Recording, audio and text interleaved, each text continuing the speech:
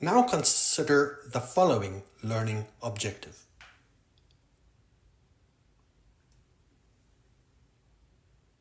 In groups, students will refer to the readings and create a poster that includes the main contributions of Martin Luther King Jr., Cesar Chavez, Dolores Huerta, Rosa Parks, and Betty Friedan to the civil rights movement. While it is not a lengthy description of an instructional activity, this learning objective is characteristically more detailed than the previous learning goal, since it provides a specific, measurable statement of competencies used to assess whether the broad learning goal has been achieved.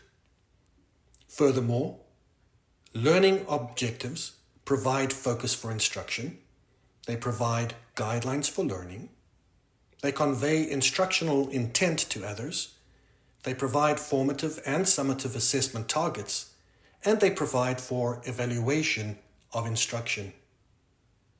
Of course, there are a number of ways to write effective, efficient learning objectives. Yet for our purposes, we will consider one method, the behavioral objective. Think of this method as represented by the three letters A, C, C. Now, what does A, C, C represent? Each learning objective needs to contain an action, the first A, a criterion, the first C, and a condition, the second C, in order to be sufficiently measurable.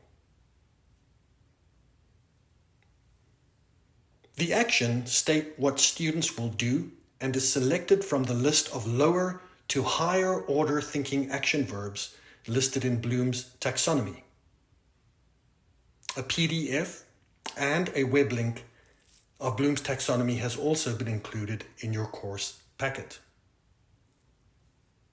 Furthermore, the condition specifies the time, place, resources, or circumstances surrounding the task. The second C, the criterion, specifies a measurable number that students will be expected to master or produce. Let's refer back to the previous learning objective to see what this means. In groups, students will refer to the readings and create a poster that includes the main contributions of Martin Luther King Jr., Cesar Chavez, Dolores Huerta, Rosa Parks, and Betty Friedan to the civil rights movement. What are the component parts of this learning objective, and where is the action, the criterion, and the condition?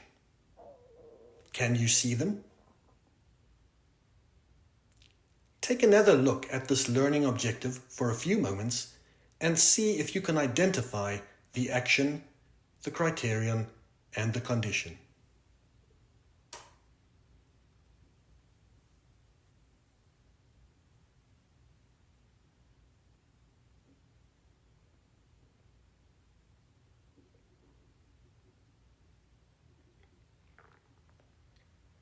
In groups, students will refer to the readings and create a poster that includes the main contributions of Martin Luther King Jr., Cesar Chavez, Dolores Huerta, Rosa Parks, and Betty Friedan to the civil rights movement. Let's break it down.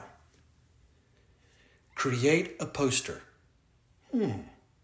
Here is the action that states what students will do, and in context to Bloom's taxonomy, create really demonstrates higher order thinking. In groups, students will refer to the readings. Here is the condition that specifies details surrounding the task. But what about the criterion? Includes the main contributions of Martin Luther King Jr., Cesar Chavez, Dolores Huerta, Rosa Parks, and Betty Friedan to the civil rights movement. Here is the criterion, which specifies a measurable number that students will be expected to master or produce. So let's recap. Learning goals are general statements regarding desired learning outcomes.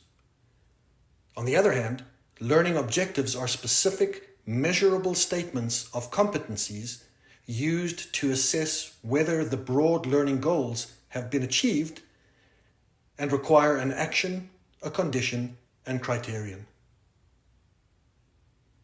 Please apply this information to your upcoming learning goals and objectives assignment by referring to the assignment instructions on your course Blackboard platform, and feel free to contact me, your instructor, via email if you have any questions.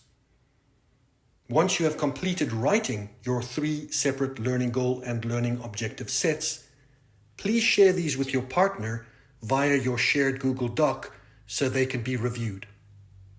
Then, once your partner has reviewed these, please upload these to Blackboard for me to review. Remember that you will use the reviewed and polished learning goals and objectives you have written to plan your assessment and instructional activities in future. Thank you for your time and attention. Bye-bye.